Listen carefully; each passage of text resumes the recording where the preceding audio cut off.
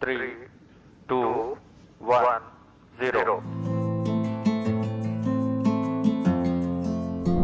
আবারও ইতিহাস করল ভারতের মুকুটে যুক্ত হলো আরও এক বালক।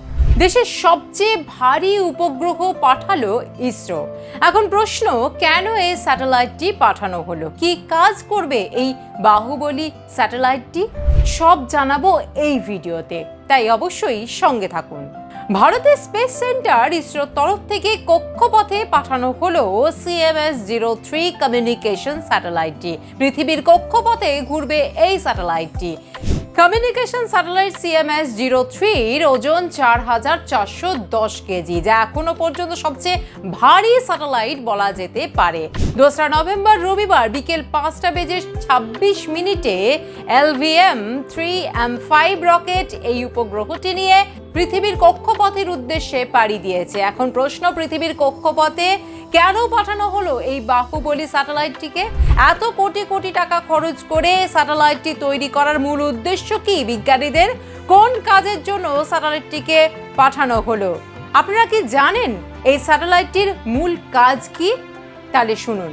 এর কাজ হলো দেশ রক্ষা। হ্যাঁ, এই স্যাটেলাইটটি দেশকে রক্ষা করবে।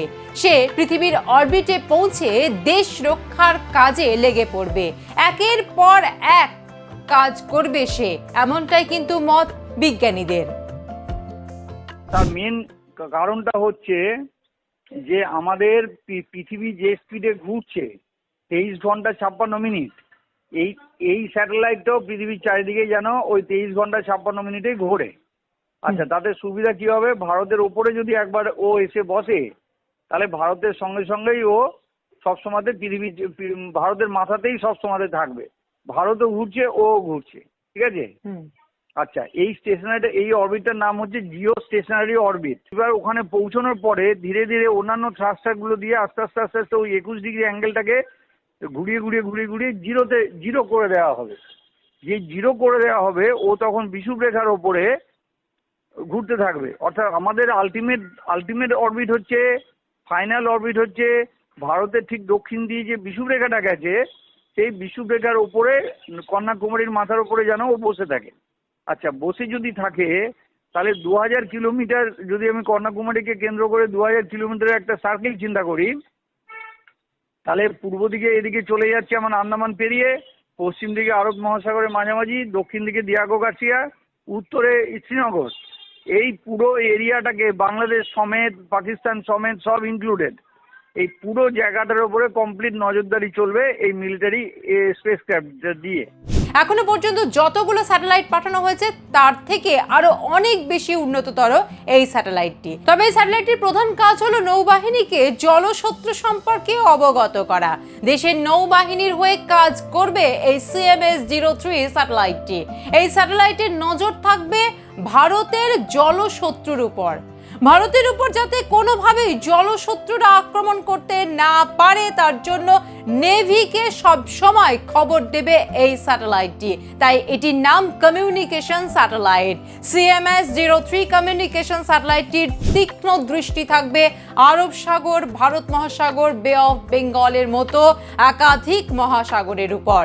ভারতবর্ষের ওপরেই সেটা থাকবে। ভারতবর্ষের ওপরে যে তিনখানা সমুদ্র রয়েছে চারিদিকে, এদিকে আরব সাগর, নিচে ভারত মহাসাগর, ডান দিকে বে অফ বেঙ্গল, নিচে এদিকে আন্দামান সি, সমস্ত কিছুকে ও কভার করবে এই মিলিটারি পেলোডটি। এবং এই মিলিটারি পেলোডটির কাজ হবে যে ভারতের নৌবাহিনী আছে, সেই নৌবাহিনীর ওপরে নিজেদের মধ্যে কোঅর্ডিনেট করা, এবং কোনো দূর থেকে কোনো রকম অন্য নৌবাহিনী আসছে কি না, আমাদেরকে অ্যাটাক করতে পারছে কি না, কিংবা এমনও হতে পারে যে যদি কোনো সাবমেরিন, এই সমস্ত জায়গাতে শত্রু কোনো সাবমেরিন থাকে, কোনো না কোনোভাবে সেগুলোকেও ওয়াচ করা হবে। কারণ জলের টেম্পারেচারও কিন্তু, সাবমেরিন যদি নিচে থাকে তাহলে কিন্তু জলের টেম্পারেচারও পাল্টায়। কাজেই ধরা যাক পূর্ব এবং পশ্চিম সাগরে একই সঙ্গে অ্যাটাক করা হচ্ছে, তাহলে এই অ্যাটাকটা কিন্তু কোঅর্ডিনেশন করবে জিও স্টেশনারিতে অরবিটে থাকা ভারতের যে পেলোড যে স্যাটেলাইট সেইটি। এর আগে LVM-3 এই রকেটটিতে, এটা কিন্তু GSLV রকেট, কিন্তু স্পেশালি প্রিপেয়ার করা হয়েছে। এই যে LVM-3তে চন্দ্রযান 3 সময়তেও কিন্তু এই রকেটটি ব্যবহার করা হয়েছিল, এবং সেটা সে সময়তে আমাদের পেলোড ছিল 3900 কিলোগ্রাম। এখনকার পেলোড কিন্তু 4410 কিলোগ্রাম, অর্থাৎ আরও ভারী। এবং আমরা জানি যে অপারেশন সিন্দুরের সময়তেও বেশ কিছু স্যাটেলাইটকে ইসরোর যে স্যাটেলাইট ছিল রিস্যাট, যে ভারতবর্ষের বাউন্ডারিগুলোর দিকে নজর রাখা হচ্ছিল, চীনের বাউন্ডারির দিকে নজর রাখা হচ্ছিল। কিন্তু এখন এই বাউন্ডারি এখন যেটা করা হবে আরও বড় ব্যাপার। এটা শুধু নৌবাহিনীর ওপরে, এবং ভারতে যে প্রত্যেকটা জাহাজ যেখানে আছে তাদের সঙ্গে কোঅর্ডিনেট করা, কেউ যদি বিপদে পড়ে বাকি সবাই যেন সেদিকে ছুটে আসে, এই টাইপের কোনো না কোনো স্ট্র্যাটেজি যখন দরকার পড়বে সব কিছু কন্ট্রোল আসবে স্যাটেলাইট থেকে। তবে এটি ভবিষ্যতে পৃথিবীর কক্ষপথে ভারতের উপর বসে বাজ পাখির মতো তীক্ষ্ণ দৃষ্টি দিয়ে কাজ করবে। ইসরো চেয়ারম্যান ভি নারায়ণন বলেন, চন্দ্রযান 3 আমাদের সবচেয়ে গৌরবান্বিত করেছিল, আর এটা আর একটা গৌরব। ভারতের কাছে থাকা 8টি LVM-3 রকেটের উৎক্ষেপণ 100% সফল হয়েছে বলে দাবি ইসরোর।